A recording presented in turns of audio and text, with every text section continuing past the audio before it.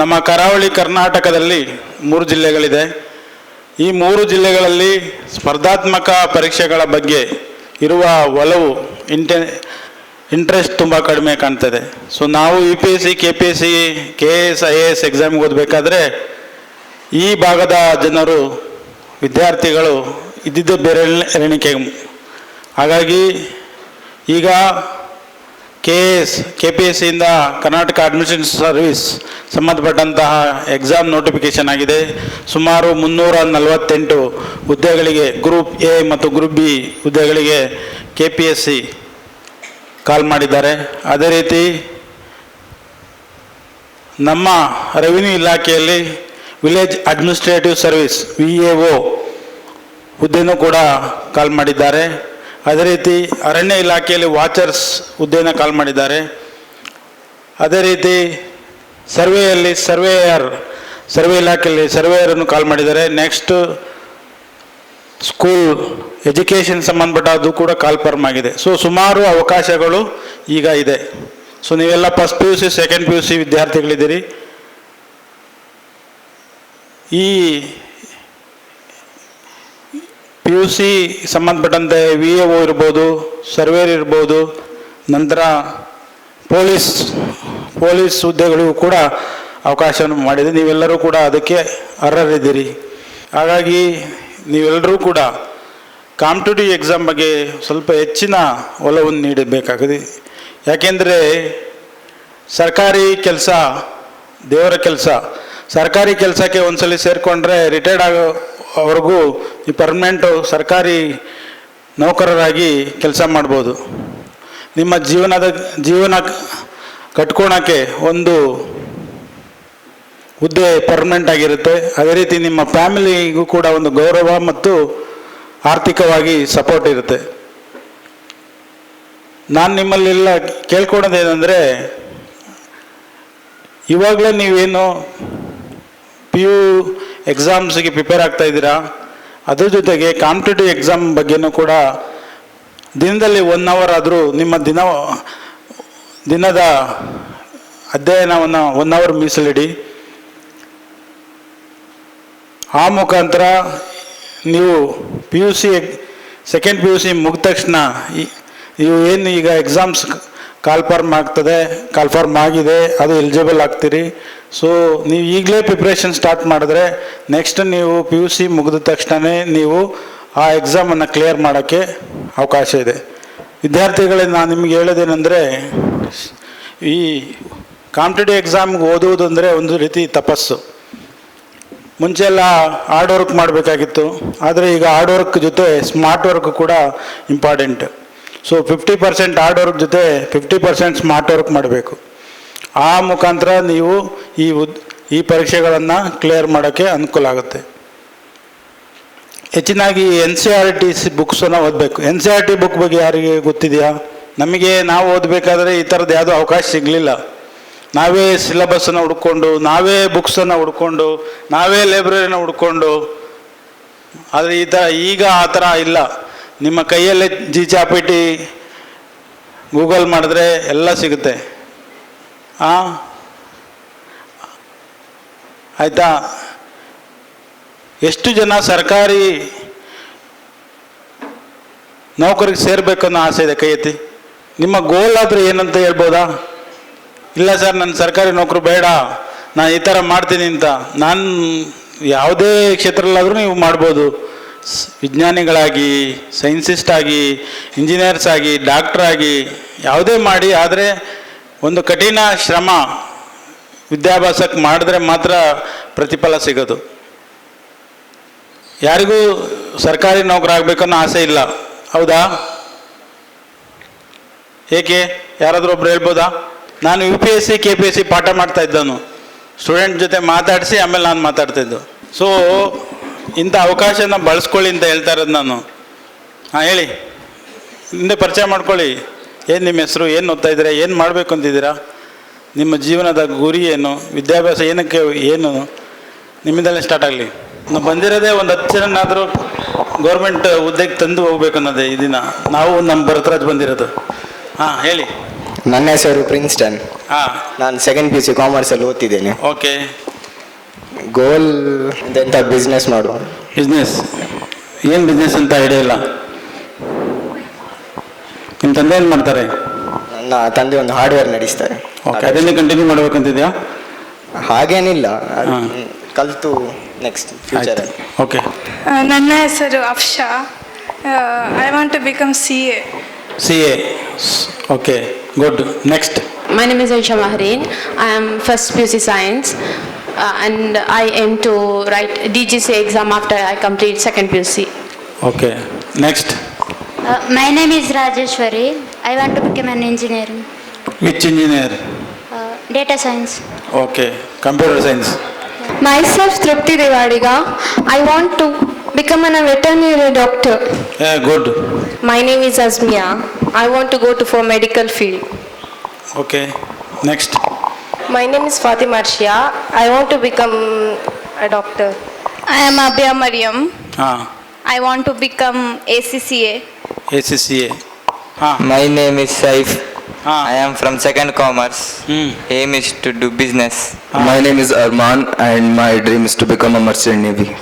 ಏನು? Merchant navy. Okay, good. Hello sir, ನಮಸ್ತೆ. ನಮಸ್ತೆ. ನನ್ನ ಹೆಸರು ಹರ್ಷ ಅಂತ, ಹಾಂ. First science.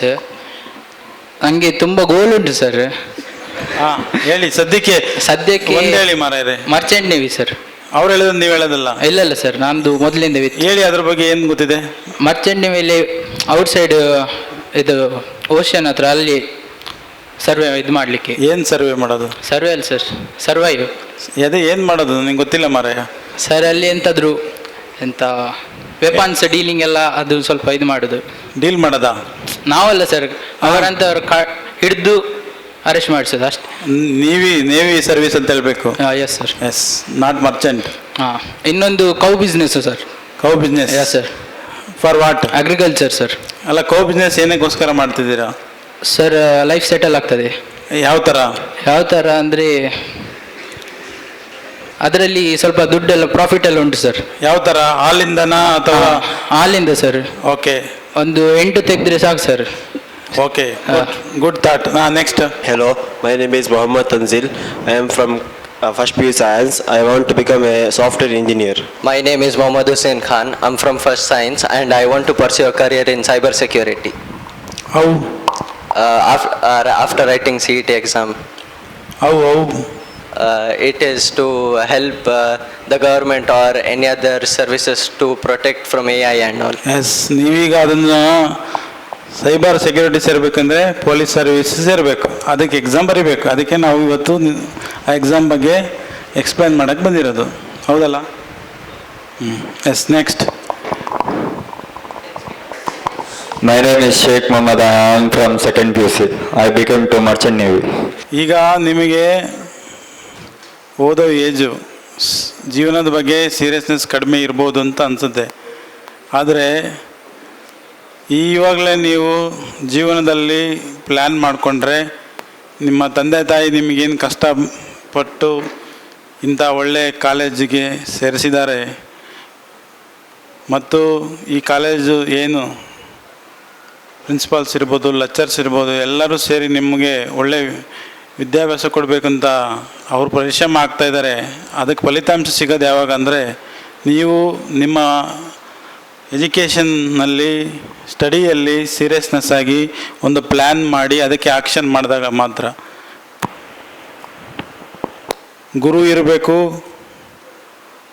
ಇರಬೇಕು. ಯಾವುದೇ ನೀವು ಗೌರ್ಮೆಂಟ್ ಸರ್ಕಾರಿ ನೌಕರಿಗೆ ಸೇರಬೇಕು ಅಂತೇನಿಲ್ಲ. ಪ್ರೈವೇಟ್ ಫೀಲ್ಡಲ್ಲಿ ತುಂಬ ಅವಕಾಶಗಳಿದೆ. ಇವತ್ತು ನಮ್ಮ ಬೆಂಗಳೂರು ಸಿಲಿಕಾನ್ ಸಿಟಿ ಆಗಿದೆ, ಸಿಲಿಕಾನ್ ವ್ಯಾಲಿ ಆಗಿದೆ. ಇಡೀ ವರ್ಲ್ಡ್ ನಮ್ಮ ಬೆಂಗಳೂರು ನೋಡ್ತಾ ಇದೆ. ಏನಕ್ಕೆ?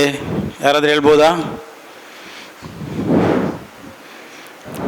I T B T full form ಯಾರಿಗಾರ ಗೊತ್ತಾ? Information technology, biotechnology. ಸೊ ಇಡೀ ವರ್ಲ್ಡೇ ನಮ್ಮ ಬೆಂಗಳೂರು ನೋಡ್ತಾ ಇದೆ. ಅಂದರೆ ನಮ್ಮಲ್ಲಿ ನಿಮ್ಮಂಥ ಎಷ್ಟೋ ಸ್ಟೂಡೆಂಟ್ಸ್ ಓದಿ ಇಂಜಿನಿಯರ್ಸ್ ಆಗಿ ಬೇರೆ ಬೇರೆ ದೇಶದಲ್ಲಿ ಇವತ್ತು ಅವ್ರದ್ದೇ ಆದ ಕೊಡುಗೆಯನ್ನು ನೀಡ್ತಾ ಇದ್ದಾರೆ. ಸೊ ಹಾಗಾಗಿ ನಾನು ನಿಮ್ಗೆ ಕೇಳೋದು ಇಷ್ಟೇ, ಕಾಂಪಿಟೇಟಿವ್ ಎಕ್ಸಾಮ್ಸ್ ಬಗ್ಗೆ ನಿಮಗೆಲ್ರಿಗೂ ಒಂದು ಅರಿವನ್ನು ಕಂಡುಕೊಳ್ಳಿ. ಸರ್ಕಾರಿ ನೌಕರರಂದರೆ ಈಗ ನಾನು ತಹಸೀಲ್ದಾರ್ ಆಗಿ ಸೆಲೆಕ್ಟ್ ಆಗಬೇಕಾದ್ರೆ ಕರ್ನಾಟಕ ಅಡ್ಮಿನಿಸ್ಟ್ರೇಷನ್ ಸರ್ವಿಸ್ ಅಂತ KPSCಯಿಂದ ನೇಮಕಾತಿ ಮಾಡಿ 3 ಹಂತದ ಎಕ್ಸಾಮನ್ನು ಕ್ಲಿಯರ್ ಮಾಡಿದಾಗ ನಾವು ಈ ಹುದ್ದೆಗೆ ಆಯ್ಕೆ ಆಗ್ತೀವಿ. ಮೊದಲನೇ ಹಂತ ಪ್ರಿಲಿಮ್ಸ್. ಇದರಲ್ಲಿ ಮಲ್ಟಿ ಆಪ್ಷನಲ್ ಕ್ವಶನ್ಸ್ ಇರ್ತದೆ. ಒಂದು ಕ್ವಶನ್ನಿಗೆ 4 ಆಯ್ಕೆಗಳಿರ್ತವೆ, ಅದನ್ನು ಒಂದು ಚೂಸ್ ಮಾಡಬೇಕು. ಮೈನ್ಸ್ ಅಂತ ನೆಕ್ಸ್ಟ್ ಸೆಕೆಂಡ್ ಸ್ಟೇಜ್ ಇದೆ, ಅದರಲ್ಲಿ ಕ್ವಶನ್ಸ್ ಇರುತ್ತೆ, ಅದಕ್ಕೆ ಡಿಸ್ಕ್ರೈಬ್ ಮಾಡಬೇಕು, ಥಿಯರಿ ಥರ ಎಕ್ಸ್ಪ್ಲೈನ್ ಮಾಡಬೇಕು, ಬರಿಬೇಕು. ನಂತರ final stage interview or personal test. So ನಮ್ಮನ್ನು ಒಂದು ಬೋರ್ಡ್ 5 ರಿಂದ 6 ಜನ ಒಳಗೊಂಡಂತಹ ಕಮಿಟಿ ನಮ್ಮನ್ನು ಇಂಟ್ರ್ಯೂ ಮಾಡ್ತಾರೆ. ನಾವು ಅವರು ಕೇಳೋ ಕ್ವಶನ್ಸಿಗೆ ಮತ್ತು ನಾವು ಕೊಡೋ ಆನ್ಸರು ಮತ್ತು ನಮ್ಮದು ಫಿಸಿಕಲ್ ಅಪಿಯರೆನ್ಸ್ ಅದರ ಮೇಲೆ ನಮಗೆ ಮಾರ್ಕ್ಸ್ ಕೊಟ್ಟು ಆ ಮುಖಾಂತರ ನಾವು ಹುದ್ದೆಗೆ ಆಯ್ಕೆ ಆಗ್ತೀವಿ. ಅದೇ ರೀತಿ UPSCಲಿ ಕೂಡ IAS ಎಕ್ಸಾಮಿಗೂ ಕೂಡ 3 ಸ್ಟೇಜ್ ಇದೆ. ಸೊ ಎಲ್ಲರೂ ಕೂಡ ನಿಮ್ಮ ಜೀವನದಲ್ಲಿ ಕಾಂಪಿಟೇಟಿವ್ ಎಕ್ಸಾಮ್ ಬಗ್ಗೆ ಪ್ರಿಪ್ರೇಷನ್ ಮಾಡಿ ಅಟೆಂಪ್ಟ್ ಕೊಡಿ ಸೀರಿಯಸ್ ಆಗಿ. ಆಗುತ್ತೋ ಬಿಡುತ್ತೋ ಅದು ಸೆಕೆಂಡ್ರಿ. ಈ ಫೀಲ್ಡಿಂದ ನಾವು ಒಂದು ಕಲ್ತಿರೋದು ಇಷ್ಟೇ, ಡಿಸಿಪ್ಲಿನ್ ಕಲ್ತಿದ್ದೀವಿ.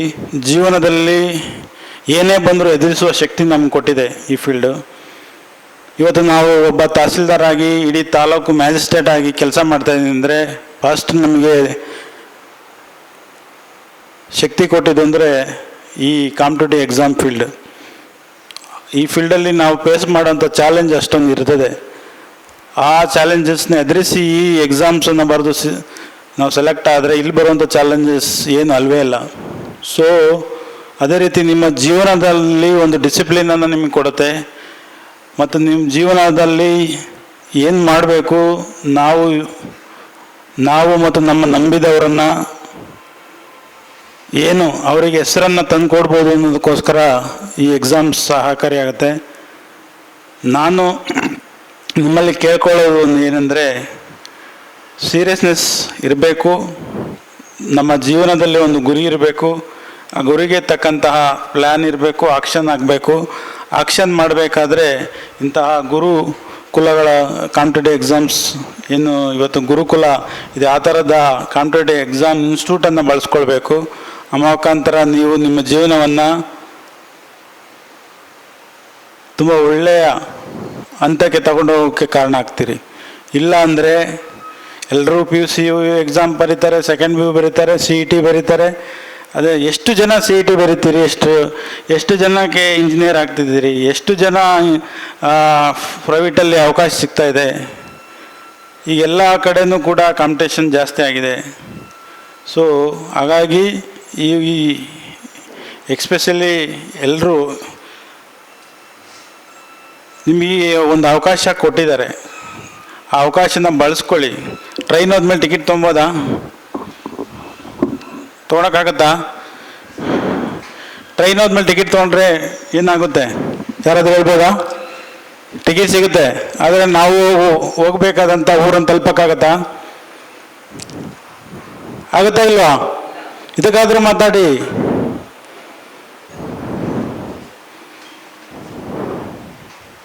ಹಾಗಾಗಿ ಅರ್ಥ ಮಾಡ್ಕೊಳ್ಳಿ. ಎಲ್ಲರೂ ಕೂಡ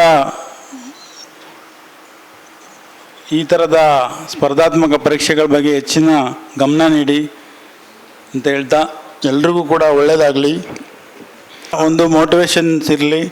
ಈ ಥರದ್ದು ಹೆಚ್ಚು ಈ ಕಾಲೇಜಿನವರು ಇನ್ನೂ ಅರಿವನ್ನು ಮೂಡಿಸ್ಲಿ ಅಂತ ಈ ಕಾಲೇಜಿನ ಎಲ್ಲ ನಿಮಗೆಲ್ಲರೂ ಕೂಡ ಶುಭ ಹಾರೈಸ್ತೇನೆ.